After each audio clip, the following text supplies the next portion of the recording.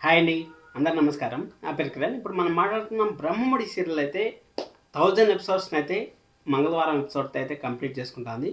Congratulations to fans. ఫ్యాన్స్కి first congratulations చేయాలి. ఎందుకంటే బ్రహ్మముడి సీరియల్ని ఒక రేంజ్లో ఒక ఎత్తులో అయితే పెట్టారు. అంటే 7:30 PM ఉన్నప్పుడు ఒక రేంజ్ మెయింటైన్ చేశారు. అలాగే 1 PM వచ్చినప్పుడు ఒక రేంజ్ అయితే మెయింటైన్ చేశారు. అలాగే కొంచెం మహేష్మతికి మసిల్ పట్టింది అంటారు కదా, ఆ విధంగా మనం బ్రహ్మముడికి కొంచెం నీలి మేఘాలు అయితే కమ్ముకున్నాయని మనం అయితే చెప్పచ్చు.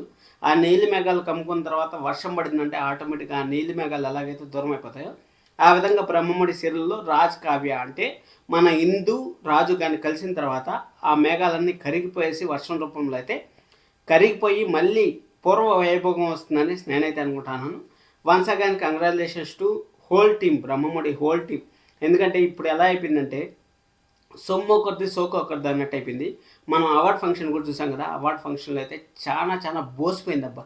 బ్రహ్మముడి అంటే ఒక ఫ్యామిలీ, ఒక దుగ్గిరాల కుటుంబం అలా ఉండే బ్రహ్మముడి సీరియల్లో ఎవరు లేక అసలు యాక్టర్స్ అంటే బెస్ట్ సీరియల్ అవార్డు మనకైతే ఆఫ్టర్నూన్లో బెస్ట్ సీరియల్ అవార్డు వస్తే అక్కడ యాక్టర్స్ పొదామా వద్దా అన్నట్టయితే వాళ్ళు వెయిట్ చేసిపోయారు చూడండి.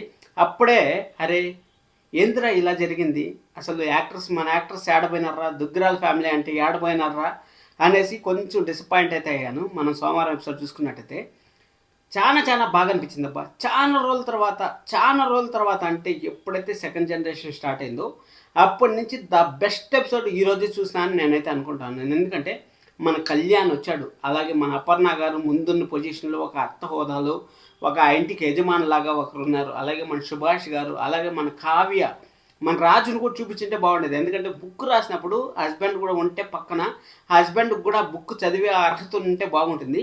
అది అయిపోయిన తర్వాత సెకండ్ జనరేషను చాలా ల్యాగు అండ్ కొంచెం డిస్టర్బెన్స్గా అయితే ఉంది. ఈరోజు అయితే ఎపిసోడ్లో నేను డిసప్పాయింట్ కూడా కొన్ని పాయింట్లు అయితే అయ్యాను. ఎందుకు డిసప్పాయింట్ అయ్యానంటే ఇప్పుడు మనం బిగ్ బాస్ హౌస్కి పోతాం, ఒకవేళ సపోజ్ చెప్తాను, మనం సీరియల్ అది ఒకవేళ రియల్ లైఫ్లో మనం బిగ్ బాస్ హౌస్ వెళ్తాము. బిగ్ బాస్కి హౌస్కి వెళ్ళిన తర్వాత మన ఇంట్లో వాళ్ళ ఫోటో, మన భార్య ఫోటో కానీ, లేకపోతే మన అమ్మ నాన్న ఫోటో కానీ, లేకపోతే మన పిల్లల ఫోటో కానీ, ఎవరి ఫోటోలను వేసినప్పుడు మనకు ఆటోమేటిక్గా కళ్ళలో నీళ్ళు తిరుగుతాయి. అలాంటిది పుట్టినప్పటి నుంచి అమ్మని చూడకుండా కావ్య ఉంటే, అంటే హిందూ ఉంటే, ఆ హిందూ కళ్ళల్లో కనీసం ఒక కన్నీటి డ్రాప్ కూడా లేకపోవడం అనేది కొంచెం డిసప్పాయింట్ అయితే అయ్యాను. నేను 100% డిసప్పాయింట్ అయితే అయ్యాను.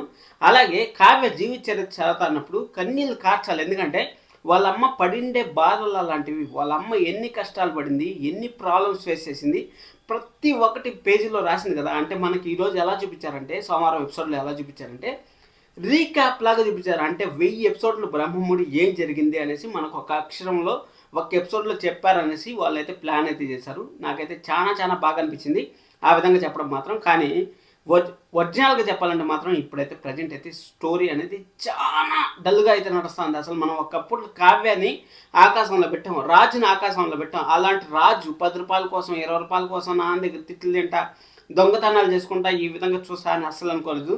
అలాగే మన కావ్య ఎంత పెద్ద ప్రాబ్లం వచ్చినా సరే ఆ ప్రాబ్లం సాల్వ్ చేయగలిగే శక్తి మన కావ్యలో ఉంది. అలాంటి శక్తి ఇంతవరకు ఇందులో ఒక్కసారి కూడా చూడలేకపోవడం, అలాగే సైడ్ క్యారెక్టర్ది నస ఎక్కువైపోవడం, వీటి వల్లనే ఇప్పుడు అదే చెప్పాను కదా, మేఘాలు కమ్ముకున్నాయి. ఆ మేఘాలు కరిగేదానికి ఇంకా కొన్ని రోజులు పట్టేటుంది. అంటే వన్స్ రాజ్ కావ్య ఒకటయ్యారంటే మళ్ళీ బ్రహ్మముడికి పూర్వ వైభోగం వస్తుందని నేనైతే అనుకుంటానే ఉన్నాను. ఎందుకంటే ఆ ఇంటికి వచ్చినా కానీ అపర్ణ గారు చూడకపోవడం అవంతా చూస్తుంటే కొంచెం డిసప్పాయింట్ అయితే అయ్యాను. అందుకోసం అనేసి రివ్యూలు కూడా చెప్పలేదు. యాక్చువల్గా ఇప్పుడు కూడా నేను 1000 ఎపిసోడ్స్ చెప్పకపోతే బాగుండదు అనేసి ఈ వీడియో అయితే చేస్తాను.